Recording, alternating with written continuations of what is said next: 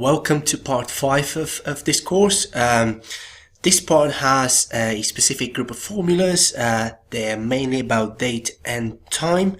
But before that, of course, let's start with the quote of the day, the dose of motivation that we all need, really. So today we have big things have small beginnings, and just how true is this? I'll just leave it to you to contemplate, really. The first formula that we are going to look at today is the date formula. The date formula, it is used when you need to get a date of separate kind of like numbers for a year, a month and a day, and basically the structure actually explains that as well. So the structured formula is, first of all, we need to input the year number, then the month, and then the day.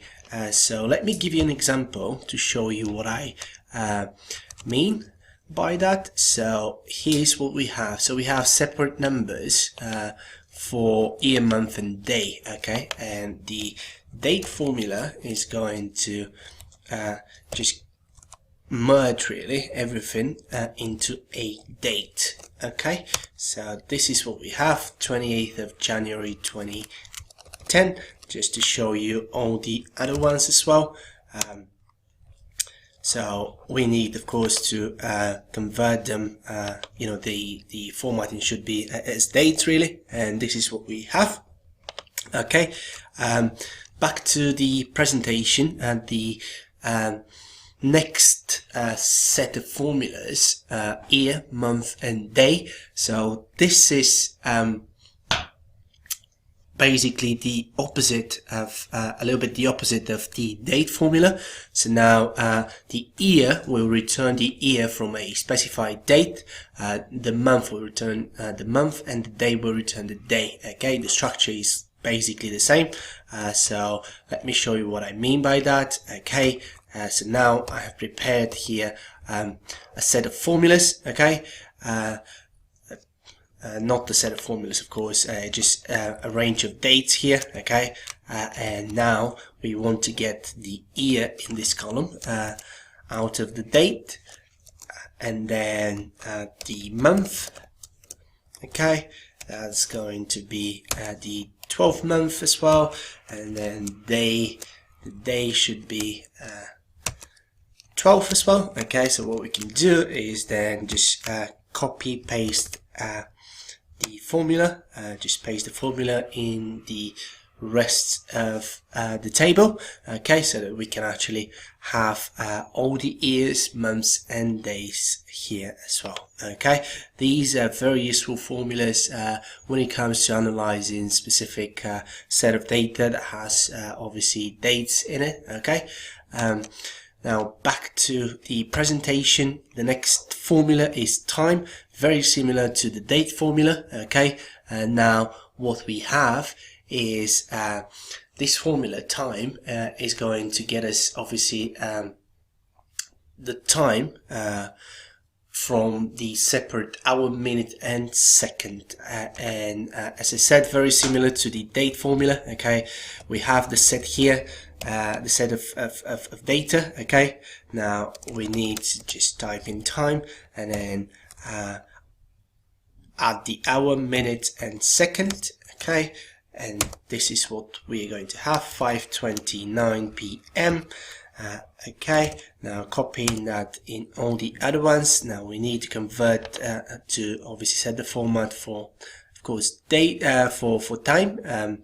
So this is time, right, and this is what we have. Okay, so the other set of formulas are hour, minute and second, very similar again to the year, month and day formulas. Okay, the hour will give us the hour from a specified time, the minute will give us the minute, and second will give us the second respectively. So just to give you the example here as well, as I said, very similar to the year, month and day formulas. Okay, so now what we're gonna have is we're gonna have the hour here. Okay, and we're going to have the minute here. Okay, second as well, and this is what we get. Okay, so just to fill in the whole table here with data, this is what we get. So 22 seconds, 12, 24, etc, etc, etc. Very easy and very convenient formulas. Okay, and it's really good to know them, to have them in mind, because when you analyze big sets of data, you know, they can be very useful. The next set of formulas are obviously the date value and time value. Okay, the date value will return the number format of a date that was formatted as text, and I know it might sound a little bit complicated right now, but I'm sure the example will show you what I mean. Okay, the time value, similar to the date value, will convert a text time, obviously time formatted as text, to an Excel serial number for time. And let me show you what I mean by giving you the examples, because I'm sure they will clarify this for you. Okay, now I just need to find the formulas, of course. Okay, yeah, so date value and time value. Okay, so as you can see, we have a date here, but here the formatting is actually text. Okay, so that means that this date has been formatted as text. Okay, in order to get just the serial number, serial date number, really, what we do is we type in date value, and after that we select that cell. Okay, so this is the serial number. So if you haven't seen, like, you know, this type of numbers for dates, these are the Excel obviously numbers that are obviously like responding to specific dates, of course. And then the time value, pretty much the same thing. So we have 12 noon time. Okay, so again, it is formatted as text rather than time.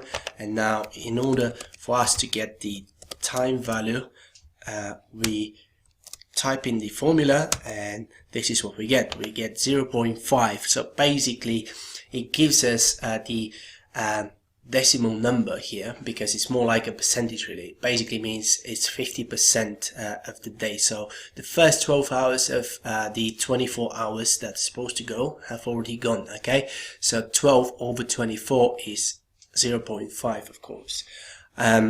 Okay, so back to the presentation. The next formula is days 360. This is actually a very useful formula, because it gives you obviously the number of days between two dates. Okay, and it considers a 360 day year. Okay, we start with the start date, and we after that end with the date, with the end date. Okay, the example is here as well.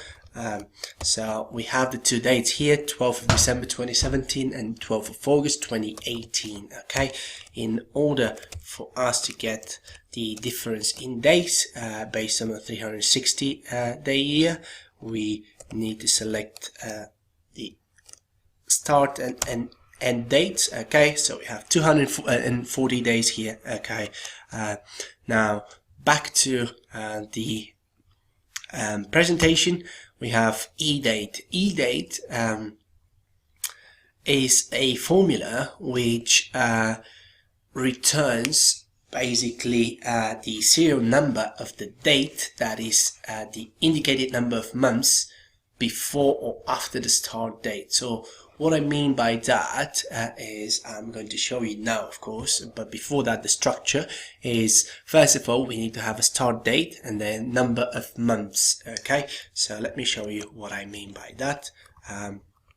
So we have the eDate here. Okay, now the eDate formula, once we type that in, now we need the start date, of course, and now this is 10th of January 2019. Okay, I wanted to go 3 months from that date and to show me the date then. Okay, so basically it is going to show me 10th of April 2019. Okay, so basically what this formula does is it basically takes an input from the user, of course, and that input is first of all the start date, and after that the number of months that we need to go forward, really, that you want to kind of like, look at the date, let's say a specific number of months from now.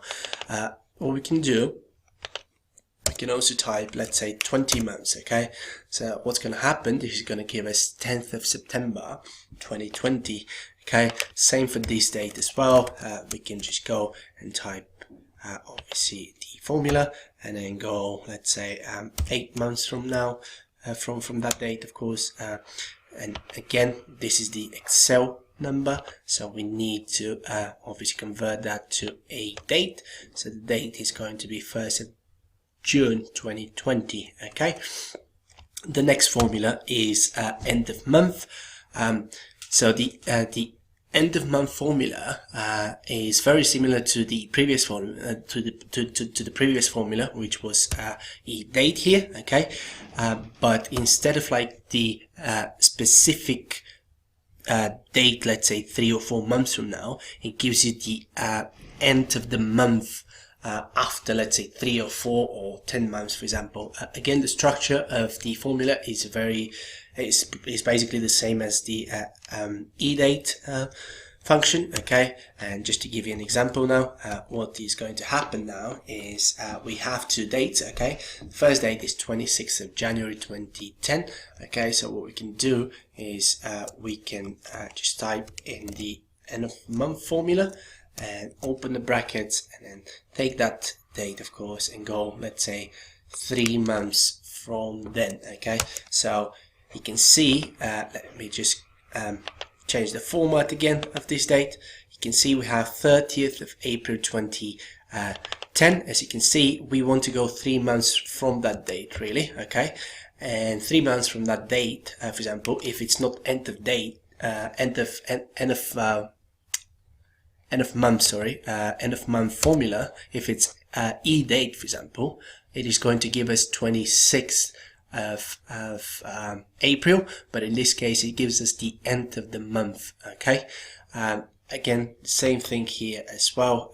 We can go and type end of month. Okay, and then select, let's say 12 months from then, and what we're going to have is after changing the format, of course, is 30th of September 2017. Okay, now the next formula is the workday formula. What it does is it returns the serial number of the date before or after a specified number of work days. Okay, so let me give you an example to see, so that you can actually see what I mean by this.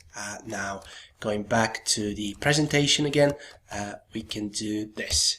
Now, work day, and we can type in the start date and then obviously days. Okay, so if we want to go 1 day from that specific date, okay, we type in that, and now we want to convert this to obviously the date format. Okay, so now as you can see, all of a sudden it gives us 4th of April, 4th of March 2019 instead of, let's say, giving us 2nd of March 2019, because as you can see, we set like 1 day difference here. Okay, but because it's a workday formula, it purely gives us the next working day after this date. Okay, because we have obviously specified here as days just 1. Okay, so instead of giving us 2nd of March, because it gives us 4th, because 2nd and 3rd are actually